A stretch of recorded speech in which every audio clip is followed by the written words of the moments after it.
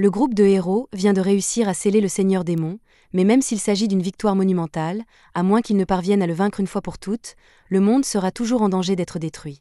Ils se sentent tous coupables de ne pas avoir pu mener à bien leur mission, mais leur chef leur dit qu'il y a encore de l'espoir car il est certain qu'un jour, dans le futur, un nouveau héros apparaîtra pour perpétuer leur héritage et achever définitivement le Seigneur Démon.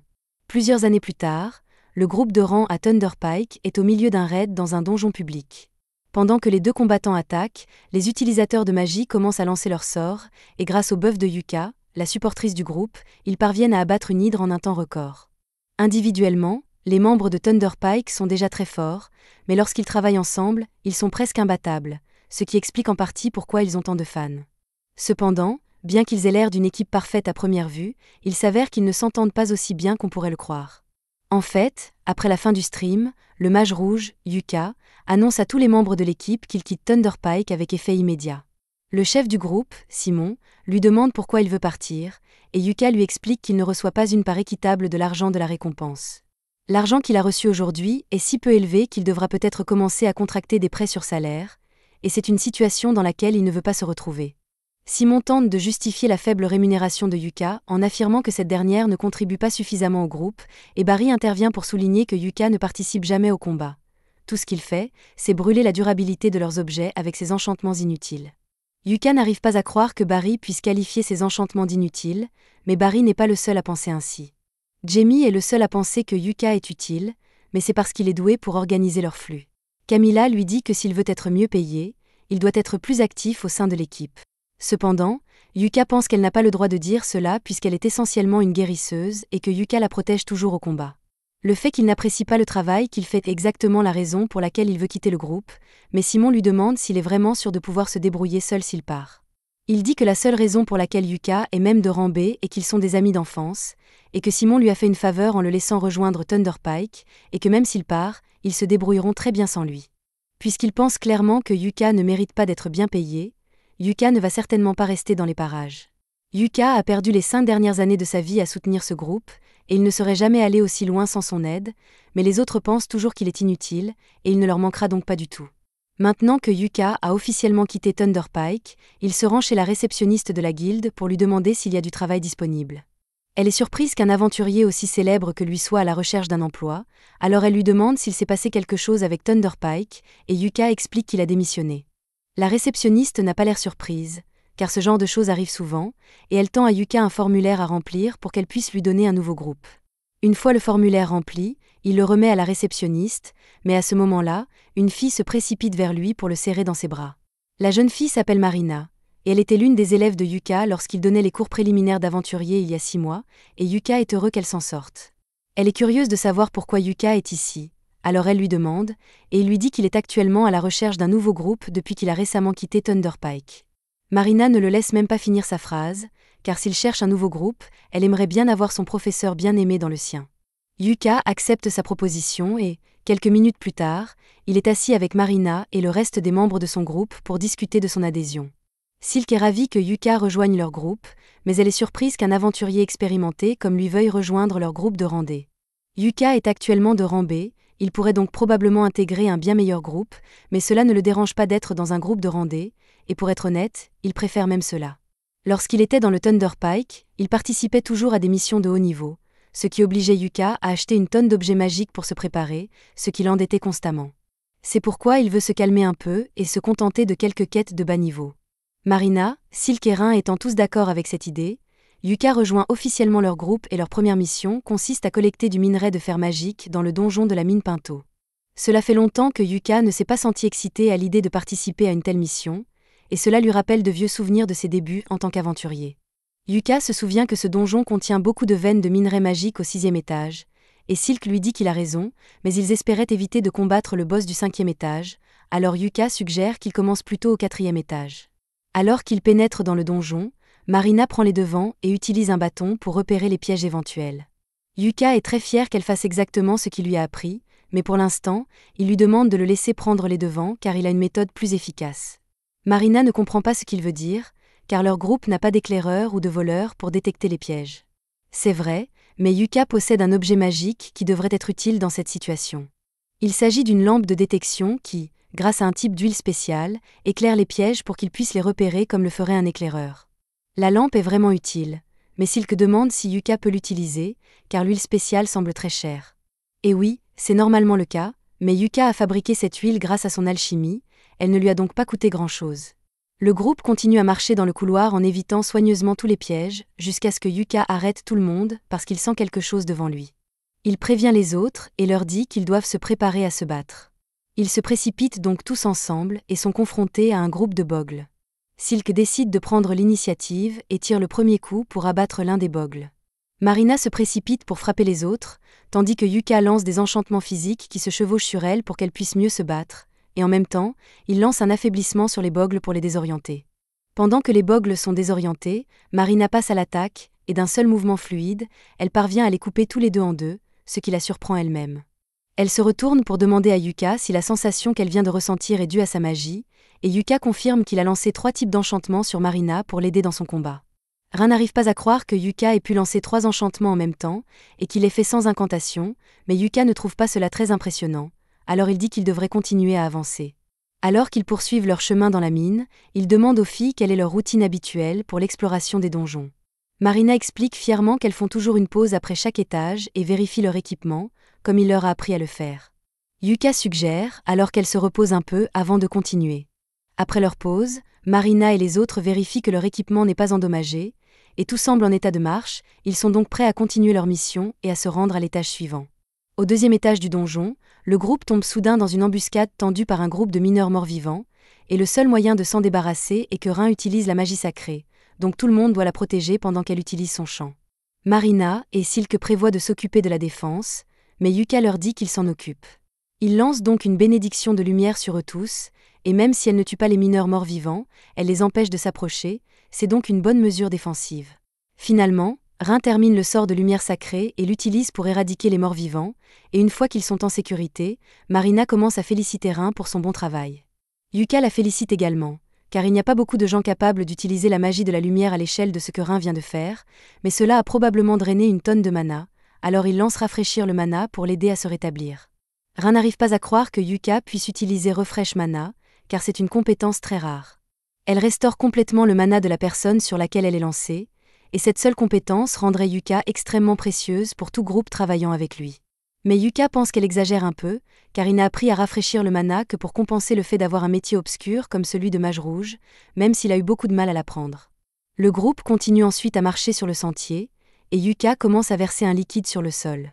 Silk lui demande ce qu'il fait et Yuka lui explique qu'il verse de l'eau bénite sur leurs traces de pas afin d'empêcher les monstres morts-vivants de les suivre. Silk s'inquiète et demande si c'est vraiment normal qu'il gaspille son eau bénite comme ça puisqu'elle est très chère, mais Yuka lui répond que ce n'est pas grave puisque, une fois de plus, il l'a fabriquée lui-même. Le groupe est choqué que Yuka soit capable de fabriquer de l'eau bénite alors qu'il n'est pas prêtre. Mais il a une méthode spéciale. En purifiant les cendres laissées par les morts-vivants lorsqu'ils sont vaincus, Yuka est capable de les transformer en eau bénite, et les cendres qu'il a obtenues des mineurs morts-vivants seront plus que suffisantes pour compenser la quantité d'eau bénite qu'il utilise.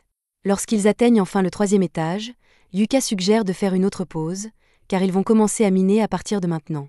Et comme ils n'ont pas mangé depuis un moment, il sort quelques ustensiles de cuisine de son sac magique et leur dit qu'il va leur préparer un repas.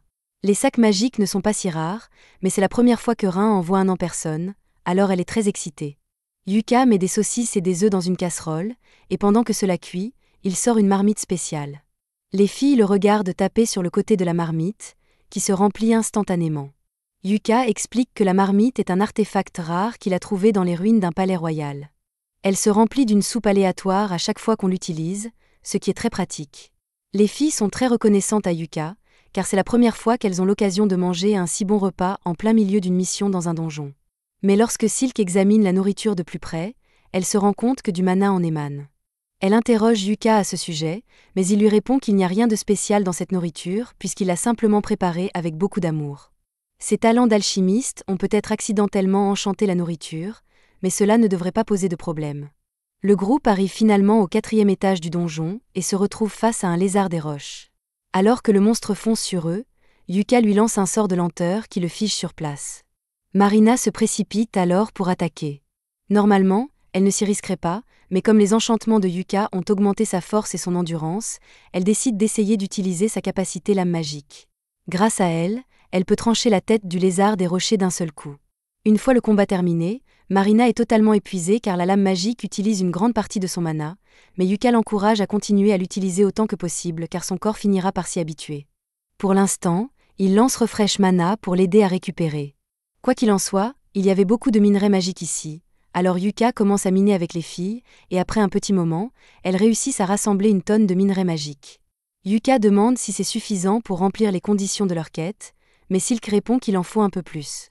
Malheureusement, il n'y a plus de minerais magiques à cet étage, donc leur seule option est de vaincre le boss du 5e étage et de descendre au 6e étage pour récupérer les minerais restants. Les filles n'aiment pas cette idée, car le boss du 5e étage s'appelle le crabe d'acier broyeur novice, et elles ne sont pas sûres de pouvoir survivre face à quelque chose comme ça, mais Yuka leur dit qu'elles n'ont pas à s'inquiéter, car il fera de son mieux pour s'occuper du boss tout seul. Un peu plus tard, ils arrivent dans la chambre du chef, mais avant d'y entrer, Yuka sort un artefact de caméra. Rin reconnaît l'artefact et demande si Yuka a l'intention de retransmettre son combat en direct, mais en fait, il comptait juste l'enregistrer. Il enregistre toujours ses combats pour pouvoir étudier ses erreurs plus tard. Puisqu'il va enregistrer de toute façon, Marina lui demande de le faire en direct, car elle pense que ce sera très amusant. Yuka est d'accord pour retransmettre son combat en direct, mais pendant qu'il installe, il se rend compte qu'il ne connaît pas le nom de ce groupe. Il leur demande, mais Silk lui répond qu'ils n'ont pas encore réfléchi à un nom de groupe, et qu'en fait, ils ne sont même pas encore officiellement enregistrés. Puisque c'est le cas, il leur demande s'ils ont de bonnes idées pour un nom d'équipe. Marina réfléchit un instant et propose le nom Clové, un trèfle à 4 feuilles pour représenter les 4 membres, et tout le monde aime ce nom. À ce moment-là, Yuka se rend compte qu'il s'agit de la première diffusion en direct du groupe, et qu'il se sentirait mal s'il était le seul à être sous les feux de la rampe. Il demande donc aux autres s'ils veulent l'aider à combattre le boss, mais ils lui répondent tous qu'il peut très bien le faire seul.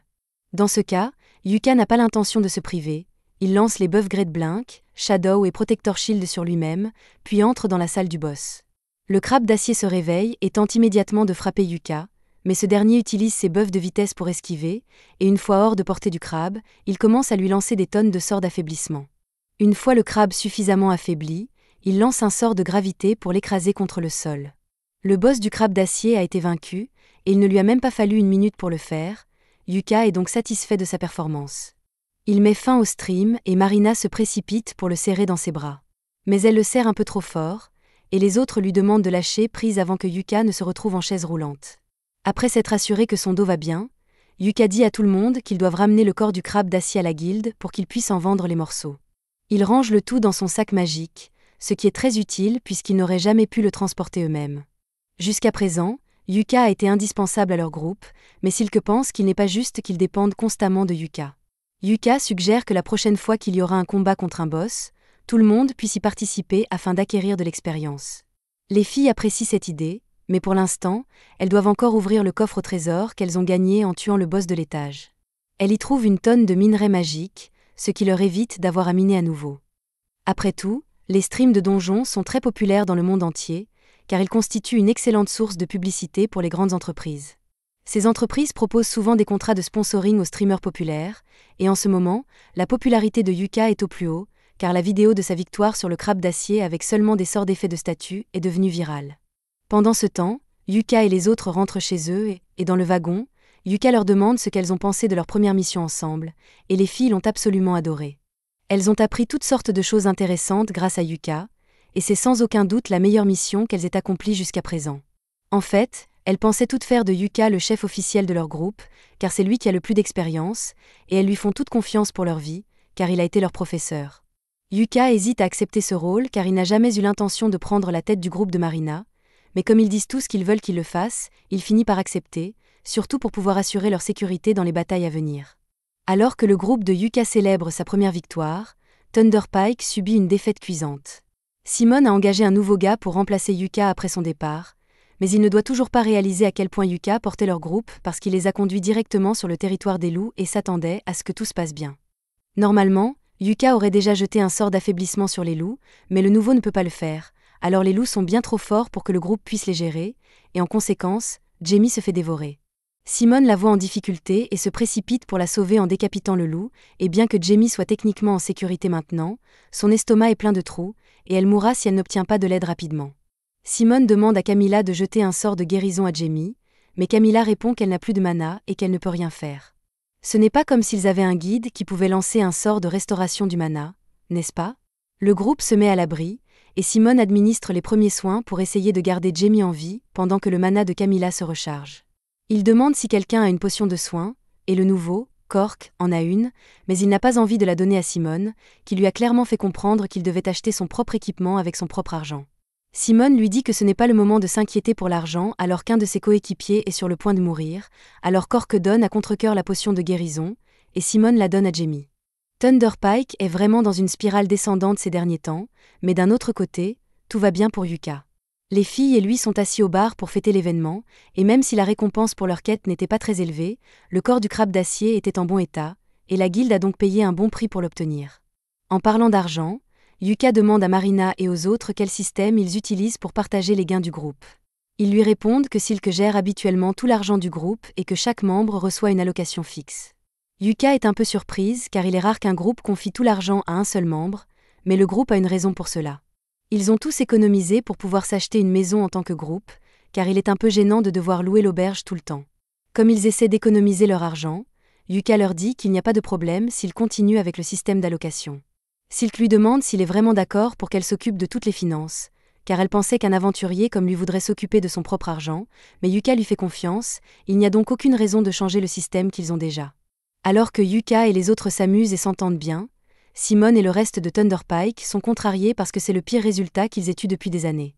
Heureusement, ils ont pu sauver la vie de Jamie, mais les choses auraient pu très mal tourner, et Simone rejette la faute sur Cork. Le reste du groupe s'en mêle et commence à traiter Cork d'inutile pour n'avoir pas été capable de les sortir de ce pétrin. Cork ne va pas les laisser le blâmer puisque tout le monde sait que les grands loups traquent leur proie à l'odeur, et qu'il est donc logique d'acheter un bloqueur d'odeur en prévision de la mission. C'est clairement la faute du groupe qui n'était pas préparé à la situation, mais Simone essaie de retourner la situation contre Cork et dit que s'il savait pour les bloqueurs d'odeur, il aurait dû leur dire, et que le fait que Jamie ait failli mourir est entièrement de sa faute parce qu'il n'a pas acheté de bloqueur d'odeur pour tout le groupe. Il se rend compte qu'il ne veut pas faire partie d'un groupe où personne n'est prêt à assumer la responsabilité de ses erreurs et il démissionne sur le champ. Yuka l'entend et n'arrive pas à croire que Thunderpike n'a toujours pas appris de ses erreurs, mais cela ne le concerne plus. Il se retourne vers les filles et Marina leur dit ce qu'elles doivent faire demain. Silk se souvient de ce que Yuka lui a dit un jour, à savoir qu'il est important de prendre un jour de repos après chaque mission, et elle leur propose de le faire. Tout le monde est d'accord, et puisque Yuka aura un jour de congé, il décide de faire quelques courses. Il doit se réapprovisionner en potions et en parchemins, et il doit encore transformer les cendres de morts-vivants qu'il a récupérées en eau bénite afin de reconstituer son stock. Comme il va être occupé pendant un certain temps, il propose qu'ils se retrouvent tous ici à la fin de leur pause. À ce moment-là, Marina remarque que les meilleurs moments de la journée sont diffusés dans le Dungeon Stream, et que le combat de Yuka contre le crabe d'acier est en première position. Il est choqué car il l'a mis en ligne il y a seulement quelques heures, mais il a déjà plus de 5000 spectateurs, et ça continue d'augmenter.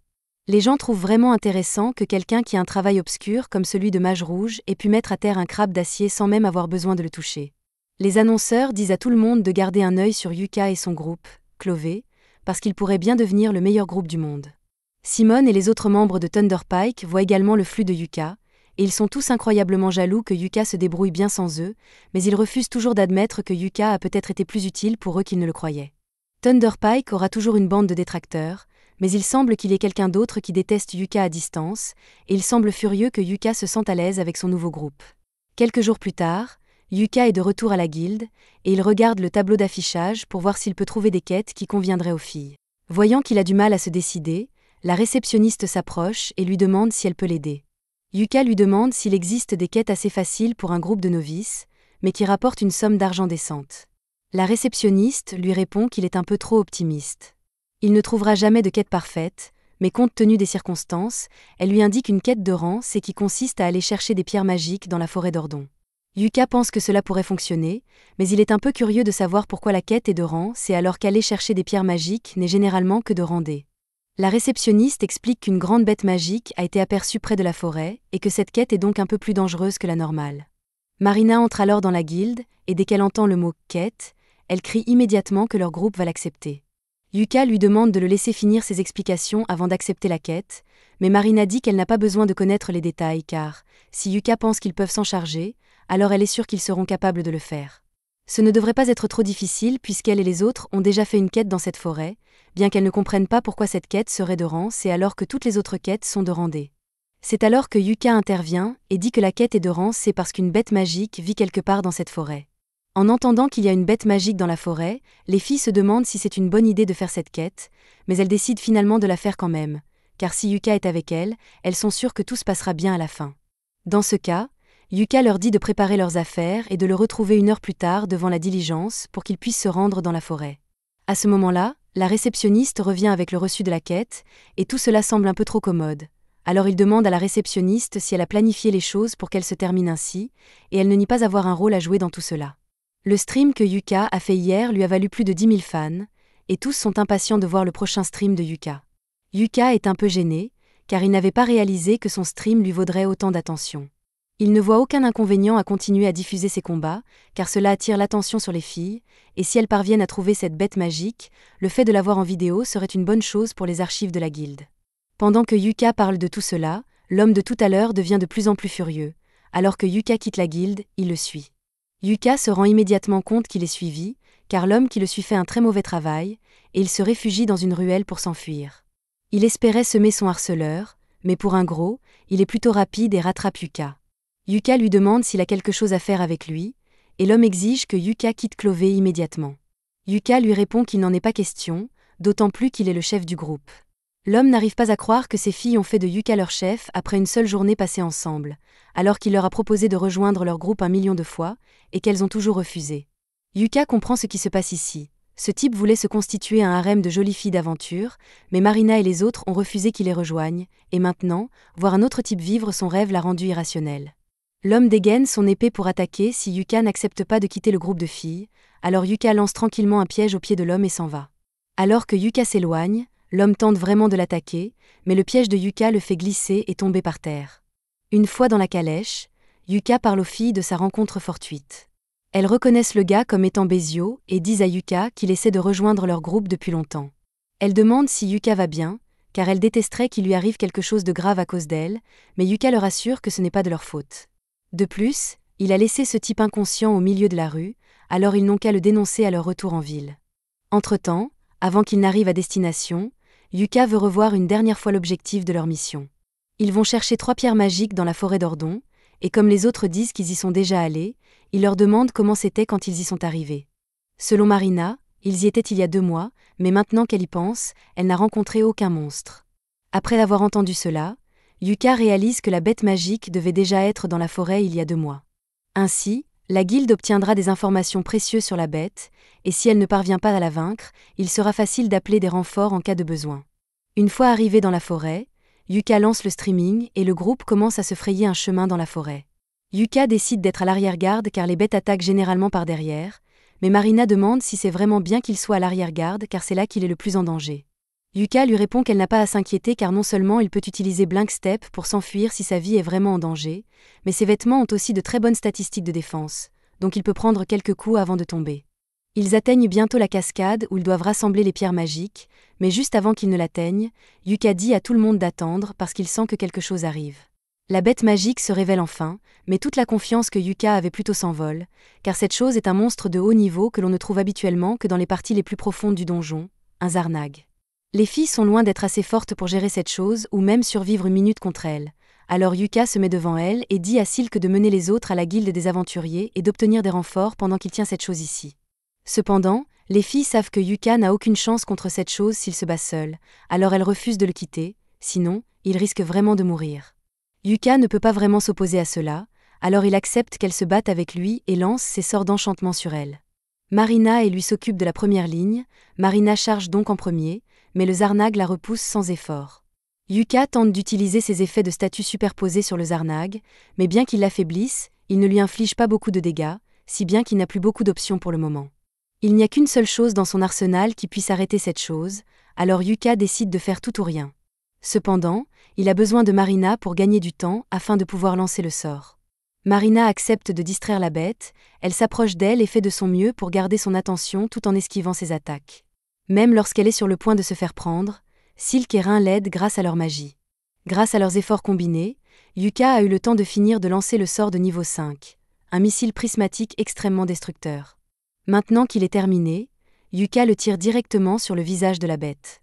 Après que le missile prismatique est frappé, il ne semble pas avoir fait grand-chose au début, mais peu après, un monstre commence à cracher du sang, ce qui signifie qu'il a été gravement blessé. Rin lance alors un sort d'éclair de tonnerre de 5e catégorie pour électrocuter le monstre, et pendant qu'il est paralysé, Yuka ordonne à Marina de lui couper la tête. Marina fonce et active son épée magique tandis que Yuka la dote d'un sort d'attaque critique, ce qui lui permet de trancher la tête du monstre d'un seul coup. Maintenant que le combat est terminé, Yuka tombe à genoux de soulagement, car il n'arrive pas à croire qu'ils ont réussi à vaincre le monstre sans qu'aucun d'entre eux ne meure. De retour en ville, tous les spectateurs du torrent sont également stupéfaits, surtout par le sort que Yuka a utilisé, car personne n'a jamais rien vu de tel auparavant, mais il y a toujours un détracteur dans la foule. De retour dans la forêt, Yuka se sent un peu étourdi à cause de tout le mana qu'il a dû utiliser pendant le combat, mais dans l'ensemble, il est toujours en bonne condition. Il est content que tout se soit bien passé, mais ce combat était bien trop dur pour un groupe de débutants comme eux, et la seule raison pour laquelle ils ont réussi à s'en sortir vivants, c'est qu'ils ont eu de la chance. Il dit aux filles qu'il va les gronder plus tard à cause de leur comportement imprudent, mais les filles pensent que Yuka est tout aussi imprudent qu'elle parce qu'il s'est lancé seul dans la bataille, s'attendant totalement à se faire tuer, et c'est un comportement inacceptable. Yuka ne peut pas nier qu'il était prêt à se sacrifier, alors il fait un compromis et dit qu'ils pourront tous parler de leurs griefs plus tard. Pour l'instant, ils devraient probablement se laver car ils sont tous couverts de sueur, et Marina est couverte de sang de Zarnag. Pendant que les filles se baignent dans la rivière, Yuka commence à installer le camp, ce qui lui rappelle de bons souvenirs d'il y a 6 mois. À l'époque, Yuka était chargé d'entraîner l'équipe de Marina, et il était impressionné par la façon dont les filles s'adaptaient au travail d'aventurier, mais il y avait quelques points à améliorer. Marina était un peu maladroite, Silk était trop prudente et Rin était vraiment timide. Malgré tout, au vu de leur performance, si cela ne tenait qu'à Yuka, il leur aurait donné leur licence d'aventurière à l'instant même. Plus tard dans la nuit, les filles avaient monté leur tente, préparé du bois de chauffage et mis en place des alarmes en cas d'attaque de monstres. En les regardant travailler, Yuka éprouvait un sentiment de fierté, car il savait qu'elles deviendraient de grandes aventurières à l'avenir, mais il n'aurait jamais pu imaginer qu'ils finiraient par rejoindre leur groupe. Quelques jours plus tard, le groupe est de retour à la guilde, et il semble qu'ils aient été convoqués pour rencontrer le maître de la guilde, ce qui rend les filles un peu nerveuses. Elles demandent à Yuka si cela signifie qu'elles ont des ennuis, mais il pense que cette réunion concerne probablement le Zarnag qu'elles ont vaincu. Une telle mission aurait dû être classée au rang B, mais pour une raison ou une autre, elle a été classée au rang D. Une enquête s'impose donc. C'est alors que le maître de guilde Benwood entre, et les filles sont tellement intimidées par sa présence qu'elles se mettent immédiatement au garde à vous. Il s'approche de Yuka et lui demande de s'expliquer, mais Yuka n'a rien fait de mal et dit à Benwood qu'il a déjà fourni toutes les informations pertinentes dans le rapport qu'il a rédigé pour la guilde. Benwood ne se contente pas d'un rapport objectif, il exige une explication détaillée. Mais avant qu'il ne discute de quoi que ce soit, Yuka demande à Benwood d'arrêter de jouer les durs à cuire car cela effraie les filles. Marina tente d'empêcher Yuka de parler au maître de la guilde avec autant de désinvolture, car il s'agit d'une personne très puissante, mais le maître de la guilde respecte beaucoup Yuka, et il n'y a donc pas besoin de formalité entre eux. Benwood dit à tout le monde qu'ils peuvent s'asseoir, et il sait déjà ce qui s'est passé dans la forêt, mais il veut savoir ce que Yuka pense de toute cette situation. Yuka lui dit qu'il soupçonne qu'il s'agit d'un débordement qui a provoqué l'apparition d'un monstre plus fort que d'habitude de plusieurs niveaux. Benwood est d'accord avec la conclusion de Yuka et demande immédiatement à son secrétaire de lancer une enquête d'urgence pour faire toute la lumière sur cette affaire. Yuka et Benwood semblent comprendre la gravité des débordements, mais Marina n'a aucune idée de ce que c'était et demande à Yuka de lui expliquer. Yuka lui explique qu'un débordement est un phénomène qui se produit lorsqu'un catalyseur fait sortir les monstres du donjon. Habituellement, les monstres qui vivent dans le donjon sont liés par le mana qui circule dans le sol, mais il arrive que ces entraves soient brisées, ce qui permet aux monstres de s'échapper du donjon et de terroriser les environs. Cela pourrait également être la preuve d'une possible ruée vers le donjon dans un avenir proche. Les filles ont entendu parler des débordements de donjons et du chaos qu'ils peuvent provoquer en traversant les villes comme une traînée de poudre. Si des monstres aussi puissants que ce Zarnag apparaissent déjà, elles n'ont plus beaucoup de temps devant elles. Benwood a l'intention de mener une enquête approfondie pour assurer la sécurité de la population, mais avant cela, il s'excuse sincèrement auprès des jeunes filles de les avoir mises en danger. Les filles lui répondent qu'il n'a pas à s'excuser puisqu'elles s'en sont toutes sorties vivantes. Mais si elles n'avaient pas eu Yuka avec elles auraient été perdues.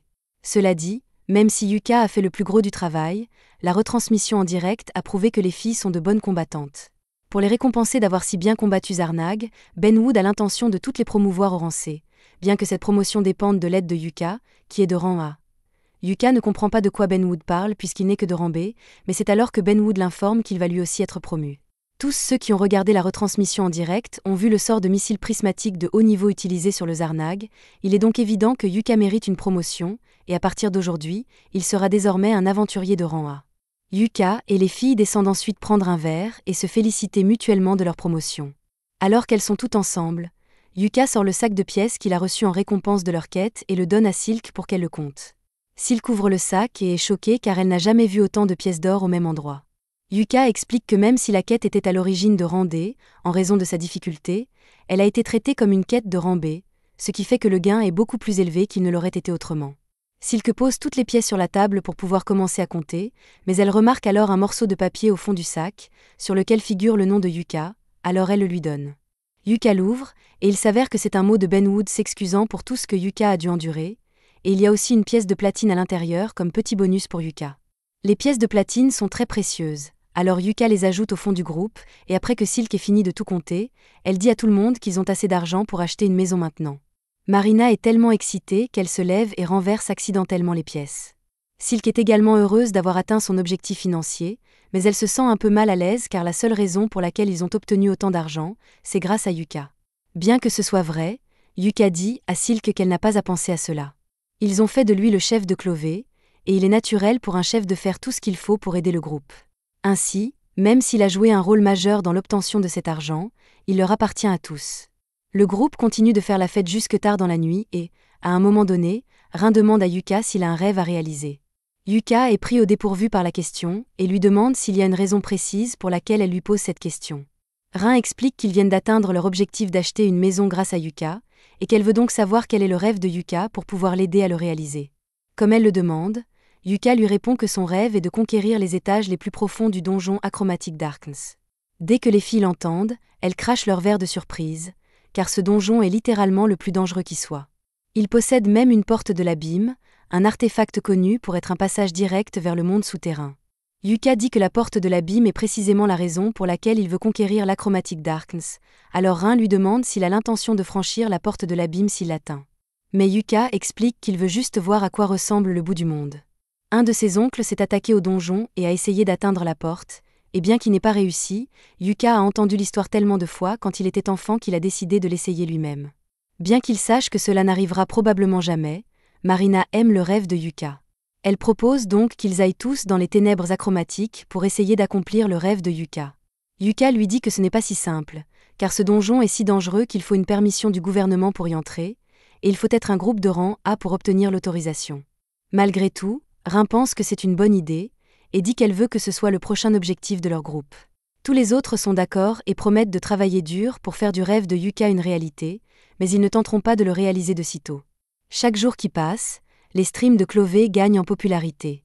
En ce moment même, ils diffusent un combat contre une main morte, et grâce à leur travail d'équipe sans faille, ils parviennent à la battre avec un sort de foudre de Rin et un parchemin de pierre de Yuka.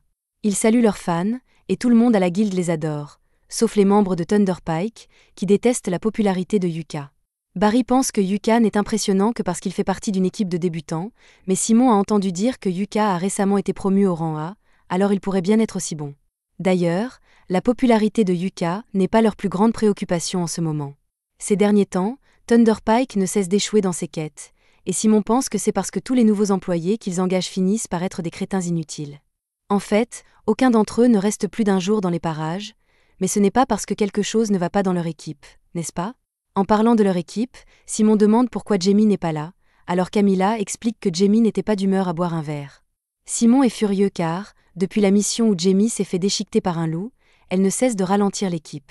Quant à Jamie, elle s'est enfermée dans sa chambre et regarde les vidéos de Yuka en boucle depuis des heures. Les autres membres de Thunder Pike commencent à se rendre compte que Yuka a peut-être été plus utile qu'ils ne le pensaient.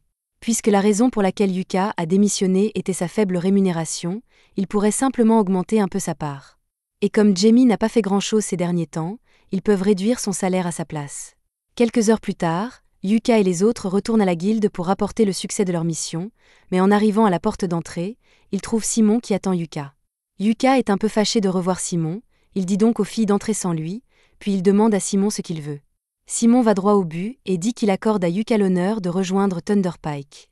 Yuka n'arrive pas à croire ce qui vient de sortir de la bouche de Simon, mais ce dernier essaie de le convaincre en lui rappelant que son rêve de voir la porte de l'abîme ne peut se réaliser que s'il fait partie d'un groupe de rang A comme Thunderpike.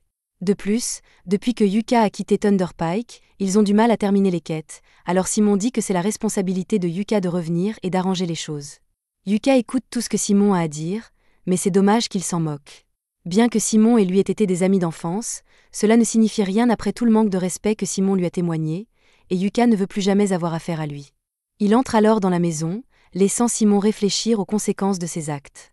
Pendant ce temps, Bézio observe tout ce qui se passe et semble avoir une idée sinistre en tête. De retour à l'intérieur, Yuka retrouve les filles, qui lui demandent ce qui s'est passé avec le type à l'extérieur. Yuka explique qu'il s'agissait de Simon, le chef de son ancien groupe, et dès que Marina l'entend, elle s'inquiète car Yuka pourrait finir par rejoindre Thunderpike. Mais, comme Yuka l'a dit plus tôt, rien sur Terre ne l'amènera à retourner dans ce groupe de spectacle. Cela mis à part, ils doivent encore rapporter le succès de leur mission à la guilde, alors ils se rendent tous à la réception, et après, ils prendront un verre pour fêter l'événement. Le lendemain, Yuka convoque les filles pour leur parler d'une quête qu'elles ont reçue. Marina est déjà prête à partir, mais Yuka lui demande de s'asseoir d'abord et d'écouter au moins le contenu de la quête. Il leur dit que leur groupe a été spécifiquement demandé par Urti. Les filles sont surprises, car Urti est l'atelier le plus connu du pays. En fait, l'arc de Silk a été fabriqué à Urti, c'est donc un honneur d'être spécifiquement demandé par eux. Cependant, les filles se demandent toujours pourquoi Urti a choisi Clové parmi tous les groupes. Yuka explique qu'Urti lance un nouveau thème d'équipement pour les femmes, à la fois élégant et sûr, et qu'ils veulent que Marina, Silk et Rin conquièrent un donjon en portant les nouvelles tenues afin de promouvoir la marque. Marina n'arrive pas à croire qu'elles vont vraiment être des filles d'affiche pour une marque aussi importante que Urti, mais Silk et Rin sont déjà en train de se coiffer pour la mission. C'est une très bonne affaire puisqu'elles sont payées pour conquérir un donjon et garder l'armure après, alors elles disent à Yuka qu'elles acceptent l'offre, et le groupe se met en route pour le donjon Ion. Lorsque le jour de la quête arrive enfin, Yuka retrouve les filles à l'extérieur du donjon, et elles ont déjà revêtu leur nouvel équipement Urti. Yuka leur dit qu'elles sont toutes très jolies, et qu'en plus, l'équipement est très fonctionnel, donc il pense qu'il leur convient. Mais pour une raison quelconque, Rin semble être en colère contre lui, et il ne sait pas pourquoi. Le groupe entre dans le donjon, et Yuka explique que ce donjon est relativement vieux et n'a que 4 étages, mais qu'au fond, il y a une entrée vers un autre donjon, et c'est ce qu'ils vont nettoyer. Pour atteindre l'entrée principale du second donjon, Yuka dit qu'ils vont devoir prendre les escaliers, mais ces escaliers sont très longs. Alors Marina demande s'ils peuvent simplement descendre par le milieu avec une corde pour gagner du temps. Yuka lui répond qu'elle aurait normalement raison, et que des gens ont déjà essayé de le faire par le passé, mais que ce donjon a un champ de distorsion qui vous empêche d'aller ou que ce soit qui ne soit pas un chemin désigné. Il leur dit de faire attention à ne pas se faire prendre dans le champ, mais il remarque que Rin semble toujours contrarié, alors il lui demande s'il a fait quelque chose de mal. Rin ne dit rien, mais les autres savent pourquoi elle est contrariée, et ils disent à Yuka de regarder de plus près la tenue de Rin. Yuka regarde Rin, essayant de voir s'il y a quelque chose qui l'a manqué, et c'est alors qu'il remarque qu'elle a changé la couleur de son nœud de ruban en bleu au lieu de rouge aujourd'hui. Rin était contrarié qu'il ne l'ait pas complimenté à ce sujet, alors Yuka lui dit que ça lui va bien, et elle se sent beaucoup mieux. Ils descendent ensuite au 2e étage, et grâce à sa lanterne, Yuka repère un piège, alors il dit aux filles de rester en arrière pendant qu'il s'en occupe. Il sort un long bâton et avec, il tape sur le piège, faisant jaillir plusieurs dizaines de lances du sol, des murs et du plafond. Cela aurait été une façon désagréable de mourir, mais puisqu'il l'a déjà déclenché, il devrait pouvoir continuer à avancer en toute sécurité. Ils vont devoir se faufiler entre toutes les lances, alors tout en marchant, Yuka demande si quelqu'un a des problèmes. Heureusement, comme leur nouvelle armure est très ajustée, les filles n'ont aucun mal à passer à travers les lances. Une fois qu'elles ont avancé dans le couloir, Yuka sent quelque chose devant elle et avertit les filles de se préparer au combat. Le groupe tombe nez à nez avec un groupe d'orques, et à la seconde où Silk voit les orques, des années de haine générationnelle lui reviennent à l'esprit. Yuka sait que les orques sont les ennemis naturels des elfes, mais il demande à Silk de rester calme pour ne pas commettre d'erreur. Yuka prévoit de les frapper d'abord avec une puissante magie, puis Marina attaquera avec son épée, et Silk pourra apporter son soutien à l'arrière. Maintenant que tout le monde connaît le plan, Yuka lance ses sorts d'enchantement et Rin commence à lancer un sort de boule de feu. Une fois qu'elle a terminé, elle la lance sur les orques, les enflammant, et Yuka se joint à elle en lançant une boule de pierre. Alors que les orques tentent d'échapper à ces rochers, Silk en tue un dans le cou, et un autre est écrasé, si bien qu'il n'en reste plus que 2. Marina charge, et alors que les 2 derniers orques foncent, Yuka les frappe avec un sort de paralysie et de ralentissement, ce qui permet à Marina d'en couper un en 2, tandis que Silk tire dans le cou de l'autre. Marina achève le tout en coupant la tête de l'orque en deux. Maintenant que la bataille est terminée, Yuka s'approche des cadavres d'orques pour ramasser les pierres magiques et demande à Silk si elle s'est calmée. Silk s'excuse pour son emportement, mais elle ne peut s'empêcher d'être remplie de rage chaque fois qu'elle voit un orque. Yuka comprend qu'elle ne peut pas contrôler sa réaction face aux orques, car cela fait partie de la vie d'un elfe. À ce moment-là, Marina s'approche de Yuka et lui dit qu'elle vient de trouver quelque chose d'étrange sur le corps d'un des orques. Elle le lui tend, et après l'avoir inspecté, Yuka se rend compte qu'il s'agit d'un parchemin du mémorandum de révélation. C'est un artefact qui peut révéler des capacités cachées chez les personnes qui l'utilisent. Il est assez étrange qu'un orque de bas rang possède un tel objet, mais en l'état, il n'a pas beaucoup de valeur puisqu'il est très abîmé. Cependant, ce serait un gâchis de le vendre, alors Yuka dit qu'il va le réparer et laisser l'une des filles l'utiliser. Silk demande ce qui se passe si l'une d'entre elles utilise le parchemin, et Yuka explique qu'il débloque un talent caché. Par exemple, il peut vous permettre d'obtenir un deuxième emploi ou une nouvelle compétence. Si c'est ce que fait le parchemin d'Apocalypse, Rin et Silk suggèrent à Marina de l'utiliser lorsqu'il sera réparé, puisqu'elle n'a qu'un seul travail pour le moment. Marina hésite un peu à accepter car les mages à l'épée sont rares et elle n'est pas sûre d'avoir le potentiel pour en devenir un. Yuka pense que cela vaut la peine d'essayer, car même si elle n'obtient pas de second emploi, elle pourrait découvrir une sorte de capacité cachée. Juste à ce moment-là, un coffre apparaît en guise de récompense pour avoir vaincu les orques, et après l'avoir ouvert, ils continuent à marcher jusqu'à ce qu'ils arrivent à la salle de repos entre les étages. La récompense qu'ils ont reçue du coffre est un sac magique, et Rin est folle de joie car tout le monde a dit qu'elle pouvait l'avoir. Surtout parce que les sacs magiques sont plus utiles pour les personnes qui ont un rôle de soutien. S'ils parviennent à en trouver un autre à un moment donné, Yuka pense qu'il serait préférable que Silk l'ait, car cela lui permettrait de stocker plus de flèches. Une fois la pause terminée, ils se lèvent tous, mais avant de continuer, Yuka veut faire le point sur les pertes et les gains de l'équipe. Yuka a utilisé un de ses parchemins, mais son niveau de mana est encore correct, et Marina se sent parfaitement bien. Silk a utilisé 5 flèches lors du combat contre les orques, mais il lui en reste 20. Quant à Rin, elle est prête à continuer. Comme tout le monde est encore en bonne condition, ils descendent au 3e étage, et Yuka prévient tout le monde de rester vigilant, car même si cet étage n'a pas de boss, ils doivent être prêts au cas où ils se feraient attaquer. Il y avait auparavant une porte menant au donjon principal, la ville abandonnée, mais il y a environ 10 ans, la porte a disparu, et n'importe qui peut maintenant entrer. D'après ce que Yuka sait, les Shadow Stalkers sont censés ressembler à des mannequins noirs aux yeux brillants, mais ils n'ont pas été vus depuis des années, alors il n'y a aucune chance qu'ils en rencontrent un ici. Cependant, il y a un mannequin noir aux yeux brillants qui les regarde d'un air menaçant depuis le 3e étage, alors Marina leur demande s'ils devraient s'en inquiéter.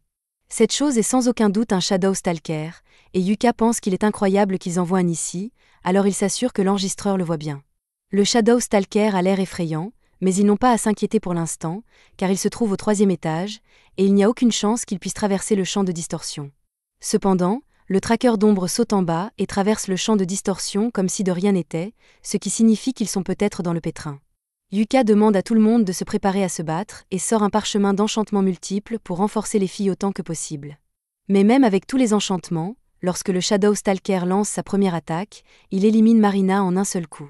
Rin se précipite aux côtés de Marina pour la soigner tandis que Silk la couvre, mais Yuka n'arrive toujours pas à croire que l'ombre a réussi à briser sa barrière multi-enchantement aussi facilement. L'ombre prépare une nouvelle attaque, Yuka charge donc en avant et lance une barrière de protection sur lui-même, mais l'attaque de l'ombre la brise facilement. Yuka en conclut que l'attaque de l'ombre doit être spécialement conçue pour détruire les barrières. Il change donc de tactique et lance Blink Shadow sur lui-même afin d'éviter d'être touché et de s'approcher furtivement de l'ombre pour la tuer. Cependant, avant qu'il ne puisse frapper, l'ombre se retourne et frappe Yuka d'une malédiction de magie noire qui l'immobilise, de sorte qu'il n'y a peut-être aucun moyen de la vaincre. L'ombre lance ensuite un autre sort, mais Rin parvient à le bloquer avec un bouclier sacré, tandis que Silk contre-attaque avec ses lianes de dryade.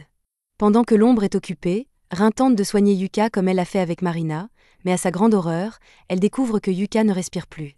Au même moment, l'ombre taillade Silk dans le dos, et Marina parvient à la chasser, mais elle se déplace beaucoup trop vite pour qu'elle puisse la toucher, alors Rin décide d'utiliser un sort de grande portée pour la battre. Elle lance pluie de glaçons et vise l'ombre, mais celle-ci disparaît et frappe Marina et Rin dans le dos. Toutes les filles ont été gravement blessées, mais l'ombre n'est pas encore à terre, car elle lance des dizaines de canons à éclipse et les tire directement sur les filles. Cela aurait pu être leur fin, mais à la dernière seconde, Yuka revient et projette un bouclier de lumière sur elle. Il recouvre le sol d'un millier de sorts de déplacement afin que l'ombre ne puisse pas s'enfuir, puis il commence à spammer tous les effets de debuff qu'il peut lancer pour l'affaiblir, tout en lançant des buffs sur les filles pour les guérir.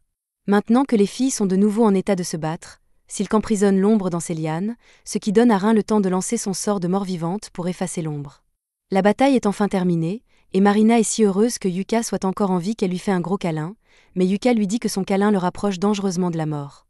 Une fois que Marina l'a lâché, Yuka la remercie car si elle n'avait pas repéré le Shadow Stalker au moment où elle l'a fait, il aurait pu les attaquer par surprise, ce qui aurait été une condamnation à mort garantie pour eux. Il demande ensuite à Rin ce qu'elle pense de l'ombre, qui lui répond qu'il s'agit d'un mort-vivant, mais que son mana est en désordre, ce qui donne l'impression que l'existence de l'ombre n'aurait pas dû être possible. De plus, elle n'aurait pas dû pouvoir traverser le champ de distorsion, donc selon toute vraisemblance, elle doit être le résultat d'un débordement du donjon. Silk demande à Yuka ce qu'il pense qu'ils devraient faire, et comme ils sont déjà à l'étage inférieur, il suggère qu'ils devraient au moins terminer leur quête avant de remonter. Dans ce cas, Marina demande s'il devrait informer tout le monde de la présence du Shadow Stalker avec un flux, mais Yuka préfère ne pas le faire car il porte la ligne d'équipement inédite Dirty, et il ne veut donc pas la montrer au public sans la permission de la société. Yuka suggère de terminer la quête rapidement afin de pouvoir sortir d'ici, alors il continue d'avancer et se dirige vers le couloir. Là, il trouve la porte qui mène à la ville abandonnée, et selon les légendes, des gens y ont vécu autrefois. Cependant, leur quête ne leur demande que de se rendre jusqu'à la porte, pas d'y entrer, alors une fois qu'ils l'ont touchée, ils font demi-tour et retournent à la surface. Après son retour, Yuka fait son rapport à la guilde et retrouve les filles qui l'attendaient à l'extérieur. Silk lui demande comment ça s'est passé, et Yuka lui dit qu'il a remis les images qu'ils ont enregistrées et qu'il a parlé à la guilde du traqueur de l'ombre. La guilde voudra probablement les interroger à ce sujet plus tard, alors Yuka suggère qu'elle prenne les 2 prochains jours de congé et qu'elle reste à Qualto. Marina apprécie cette idée et demande à Yuka s'il aimerait sortir avec eux tous. Silk ne connaît pas bien la ville, elle espérait donc que Yuka lui ferait visiter les lieux, et Rin veut voir tous les artefacts que la ville a à offrir. Yuka ne voit aucune raison de rejeter leur offre et accepte donc de sortir avec elle. Thunderpike continue à partir en aventure pour essayer de maintenir leur statut de groupe de rang A, mais Barry n'arrête pas de se plaindre de leur ration, car ils avaient toujours de la bonne nourriture grâce à Yuka quand il était avec eux. Simone lui dit que ça ne sert à rien de se plaindre maintenant, alors il propose de continuer et demande à tout le monde s'ils ont encore assez de mana et de potions. Barry lui répond qu'il n'a acheté aucune potion, car pourquoi gaspiller son argent en potions de soins alors que Camilla peut le guérir ? Mais Camilla n'a pas un mana infini, tu sais. Simone leur dit d'arrêter de se disputer et demande à Jamie de mettre en route leur stream pour qu'ils puissent continuer pendant qu'elle s'en occupe. Barry commence à l'insulter, la traitant de faible et d'inutile sans raison, et les autres se joignent à lui. Ils sont dans une spirale incontrôlable ces derniers temps, et comme Yuka n'est plus là pour qu'ils lui reprochent leurs problèmes, ils ont commencé à s'en prendre à Jamie, et elle ne peut rien y faire. Bien que cette mission ait été un nouvel échec, à leur retour à la guilde, Mamar leur dit que s'ils continuent à échouer ainsi, ils risquent d'être rétrogradés. Elle suggère à Simon que son groupe ferait mieux d'accepter des quêtes un peu plus faciles pour pouvoir les terminer cette fois, et personnellement, elle leur conseille de viser des quêtes de rang C la prochaine fois. Simone est outrée qu'elle ose dire une telle chose à un aventurier de rang A, mais elle lui répond qu'il n'a pas produit de résultats dignes de ce rang, donc il n'aura pas de traitement spécial. Simon essaie une fois de plus de rejeter la faute sur les autres et dit que c'est la faute de la guilde de ne pas leur avoir présenté quelqu'un qu'ils pourraient manipuler pour faire le travail à leur place, mais Mamar se moque de ses excuses et le renvoie. N'ayant rien d'autre à faire, Thunderpike s'assoit à une table pour ruminer, mais Jamie s'assoit à une table séparée car elle ne s'entend plus très bien avec les autres. Barry est toujours en colère que Mamar ait osé les menacer de rétrogradation, mais Simon le calme en disant que Mamar a raison. Ils ne performent plus comme avant, donc peut-être que les missions de rang A sont trop pour eux en ce moment avec seulement 4 membres. Cependant, si Simone pense que l'absence d'un 5e membre est un problème, Camilla lui dit de se dépêcher de trouver un nouveau membre pour leur groupe, car c'est son travail en tant que leader. Simon sait que Camilla a raison, mais même s'il trouve quelqu'un, il n'y a aucune chance qu'il trouve quelqu'un d'aussi bon que Yuka. Barry lui demande alors s'il ne pourrait pas simplement ramener Yuka dans Thunderpike. Mais Simon a déjà essayé, et Yuka a refusé. Donc, s'il veut ramener Yuka, il va devoir faire quelque chose pour le convaincre d'oublier les années de manipulation qu'il a subies. C'est pourquoi Simone suggère qu'il prenne une mission dans le donjon des ténèbres achromatiques, car cela a toujours été le rêve de Yuka de le conquérir, lui qui voulait trouver une porte des abysses.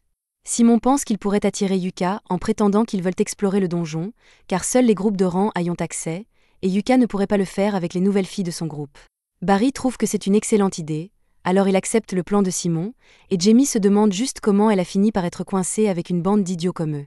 Pendant ce temps, Yuka et les filles se promènent en ville, et en marchant vers leur destination, Yuka leur dit qu'il a entendu dire que le donjon d'Ion était temporairement fermé pour une enquête, ce qui n'est pas surprenant car un traqueur des ombres y est apparu pour la première fois depuis 10 ans. En continuant leur chemin, Ils finissent par trouver l'homme qu'ils sont venus rencontrer, et ils les emmènent inspecter une maison qu'ils envisagent d'acheter. Monday leur fait visiter, et la maison semble plutôt bien, mais Yuka ne pense pas qu'elle leur convienne, car les maisons de plain-pied sont des cibles faciles pour les cambrioleurs. Il est difficile d'empêcher les gens de regarder par les fenêtres, ce qui pose un problème de confidentialité, surtout si les filles vont vivre ici. Dans ce cas, Monday propose de leur montrer une autre propriété et les emmène à une deuxième maison. Celle-ci a été récemment rénovée en maison familiale, avec des chambres privées à l'étage, un espace de stockage souterrain et un accès au toit. Marina trouve cet endroit génial, et Yuka l'aime bien aussi, mais il n'a pas encore pris de décision, alors il demande à Monday s'il peut mettre cette maison en attente pendant un moment. Monday accepte de la laisser sur le marché au cas où Yuka déciderait de l'acheter, mais pour l'instant, il a une dernière propriété à leur montrer. Yuka et les autres le suivent jusqu'à la prochaine maison, mais en marchant, Yuka commence à se sentir mal à l'aise. Rin remarque cela et lui demande si quelque chose ne va pas. Yuka lui répond que ce n'est pas grave, mais que la base de Thunder Pike est près d'ici, donc il craint de les croiser. Dès que les filles entendent cela, elles disent à Monday qu'elles ne veulent pas voir la dernière maison. Elles ne veulent pas risquer de vivre dans le même quartier que Thunder Pike, même si c'était un manoir de 7 étages, elles n'en veulent pas. Marina suggère qu'ils achètent simplement la dernière maison qu'ils ont vue, car elle était plutôt bien, et Yuka est d'accord. Le même jour, ils déménagent toutes leurs affaires dans la nouvelle maison. Yuka propose d'aider les filles à ranger leurs affaires et leur demande si elles ont choisi leur chambre, mais elles attendaient en fait que Yuka choisisse la sienne en premier. Yuka est surpris et leur demande si elles veulent vraiment qu'ils vivent avec elles, et c'est exactement ce qu'elles veulent, car cette maison est censée être une base pour le groupe, et c'est grâce à Yuka qu'ils ont pu se l'offrir, donc bien sûr, elles veulent qu'ils vivent avec elles. Yuka hésite à vivre sous le même toit que les filles, mais Marina lui rappelle que lorsqu'ils campent pendant leurs aventures, Yuka n'a aucun problème à dormir à côté d'elle, donc cela ne devrait pas être différent. Il est difficile de contredire cette logique, alors Yuka accepte de s'installer, mais il établit quelques règles. Il dit aux filles de garder à l'esprit qu'il est un homme, donc elles doivent verrouiller leurs portes quand elles changent de vêtements ou autre. Il ne veut vraiment pas se retrouver dans des situations embarrassantes, et tant qu'ils respectent tous leur vie privée, il ne devrait pas y avoir de problème. Cela réglé, ils s'assoient à table pour manger et trinquer à leur avenir en tant que Clové. Cependant, Yuka remarque que Rin est un peu distraite. Alors il regarde la télévision et, à sa grande surprise, il voit un reportage sur un groupe qui s'attaque au donjon des ténèbres achromatiques. Le présentateur explique que Thunder Pike a reçu l'autorisation de la guilde pour mener une enquête dans le donjon achromatique et qu'ils se sont apparemment associés à un autre groupe dans le but d'atteindre la porte des abysses. Entendre que Thunder Pike poursuit son rêve est un véritable coup dur pour Yuka, et les filles pensent qu'il doit être très contrarié, mais il dit qu'il va bien. Après tout, ce n'est pas une course, et s'il doit affronter le donjon achromatique, il veut le faire avec Clové, et il se moque que Thunder Pike veuille le faire avant lui. Il veut simplement les oublier et continuer son repas, mais il reçoit ensuite un courrier de la guilde lui disant qu'il est convoqué. Lui et Rin se rendent à la guilde pour voir de quoi il s'agit, et on leur informe que le groupe a spécifiquement demandé l'aide de Yuka pour une mission à venir. Yuka est d'abord curieux, mais quand il voit que la demande vient de Thunder Pike, il refuse immédiatement et continue sa journée. Cependant, quelques minutes plus tard, Simon est informé que Yuka a refusé la demande, alors il se met en quête de Yuka pour exiger une explication. Yuka s'attendait à ce que cela arrive, alors il se tourne vers Simon, qui lui demande pourquoi il a refusé. Yuka lui répond qu'il n'y a pas de raison particulière. Il ne veut tout simplement pas travailler avec Thunder Pike, peu importe les circonstances, même si c'est pour son rêve. Il est honnêtement surpris que Simon se souvienne que son rêve était de trouver une porte des abysses, mais il n'a pas l'intention de s'impliquer, alors il souhaite bonne chance à Simon pour sa mission. Simon essaie de culpabiliser Yuka en disant qu'il a déjà commencé à préparer la mission en comptant sur sa participation, mais ça, c'est le problème de Simon. Alors pourquoi devrait-il s'en soucier ? Il était très impoli d'envoyer une demande à quelqu'un qui fait déjà partie d'un groupe actif, et tant que c'est une demande, Yuka a parfaitement le droit de refuser pour n'importe quelle raison. Simon se met en colère et dit à Yuka qu'il a tort d'avoir abandonné Thunder Pike, mais Yuka en a assez et lui crie que c'est Simon qui a tort. Quand Yuka était dans Thunder Pike, tout, des préparatifs avant les quêtes aux recherches et à la collecte d'informations, reposait sur ses épaules, et Simon n'a jamais montré de gratitude pour tout le travail qu'il a accompli. Simon n'a fait que l'utiliser, donc pour Yuka, ils ne sont plus amis.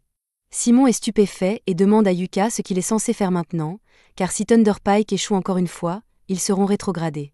Ce n'est pas le problème de Yuka, alors il prend la main de Rin et s'en va. 2 semaines plus tard, Yuka rencontre le maître de la guilde et reçoit de mauvaises nouvelles. Il semble qu'un débordement de donjons soit en train de se produire, car en plus de ce qui est arrivé au groupe de Yuka à Ion, plusieurs autres incidents ont eu lieu dans le pays. Compte tenu des circonstances, l'Académie royale ne pouvait pas nier la possibilité d'un déferlement de donjons, ce qui explique probablement pourquoi ils ont donné à Thunderpike l'autorisation d'enquêter sur le donjon des ténèbres achromatiques. Cela dit, Ben Wood veut nommer Yuka et le reste de Clové pour une mission d'enquête dans ce donjon. Yuka lui dit immédiatement qu'il ne peut pas accepter la quête, car un groupe de rancés comme Clové ne peut pas faire un travail pareil. De plus, même si Thunderpike n'est pas fiable, il y a d'autres groupes de rangs à impliquer dans l'enquête sur le donjon achromatique. Cependant, Ben Wood lui dit que les autres groupes en ont assez des manigances de Thunderpike et se sont retirés de la mission. En fait, il semble que Thunderpike n'ait jamais vraiment eu l'intention de participer, car ils n'ont même pas soumis de demande officielle pour la mission. Ben Wood sort alors un registre et le montre à Yuka, mais Yuka sait déjà ce que c'est, car c'est le seul journal de conquête de la dernière mission dans le donjon achromatique, et il contient la preuve que la porte des abysses existe. C'est exactement pourquoi Ben Wood veut que Yuka mène l'enquête, parce qu'il est passionné par la porte des abysses, et que si c'est lui, ses rapports seront entièrement fiables. Il ne demande pas à Yuka de conquérir tout le donjon, il veut juste qu'il y jette un coup d'œil. Mais pour cela, Yuka devrait se frayer un chemin à travers le donjon, et il pense que ce serait trop risqué. Ben Wood comprend ses inquiétudes, c'est pourquoi il est prêt à donner ceci à Yuka pour la quête. Un parchemin de sortie, qui lui permettra de quitter le donjon instantanément quand il le voudra. Ben Wood demande donc à Yuka de reconsidérer sa décision. C'est alors que Mama rentre et remet à Yuka le formulaire de demande officielle pour cette mission, qui stipule qu'il rejoindra un groupe appelé King of Wellmelia, et que son groupe obtiendra un statut provisoire pour la durée de la mission. Cela commence à ressembler à quelque chose de très sérieux, alors Yuka dit qu'il doit en parler avec les membres de son groupe avant de prendre une décision. De retour à la maison, Yuka explique la demande aux filles et leur dit qu'il pense en réalité refuser. Les filles sont surprises qu'il rejette une telle opportunité, et Yuka comprend que participer serait un énorme coup de pouce pour leur groupe, mais ils ne pensent pas qu'ils soient prêts. Il leur manque encore beaucoup d'expérience et de préparation, mais même s'ils ne peuvent pas faire grand-chose pour leur manque d'expérience, Silke dit à Yuka qu'ils peuvent encore faire les préparatifs nécessaires avant le début de la mission. Rin demande à Yuka s'il a peur pour une raison quelconque, et Yuka n'y avait pas pensé jusqu'à maintenant, mais il a vraiment peur. Il craint de perdre les filles s'ils entreprennent une mission aussi dangereuse, car c'est la dernière chose qu'il souhaite. Les filles ressentent la même chose pour lui, mais elles promettent de tout faire pour revenir saines et sauves de la mission, donc Yuka peut leur faire confiance pour se débrouiller. Yuka réalise qu'il a été trop prudent et s'excuse auprès des filles de ne pas avoir cru en elle. Ils acceptent tous d'affronter ensemble le donjon achromatique, et plus tard dans la journée, le groupe retourne à la guilde pour dire à Ben Wood qu'ils acceptent la quête, mais qu'ils ont discuté et qu'ils pourraient avoir besoin d'une personne supplémentaire, alors il lui demande s'il peut leur présenter un bon éclaireur. Mamar s'attendait à cela, alors elle a déjà quelqu'un en réserve. Il s'agit de Naine, la fille d'une de ses amies, mais après avoir fait trop de farces, elle a été bannie de son pays natal, alors Mamar l'a recueillie et l'a aidée à changer de vie. Naine se présente comme une ancienne voleuse Fersi, mais maintenant elle est une ninja de rancée, et elle promet de se rendre utile à l'équipe, alors elle demande à être engagée comme éclaireuse. C'était la fin de l'épisode 5. Abonnez-vous pour ne pas manquer la suite.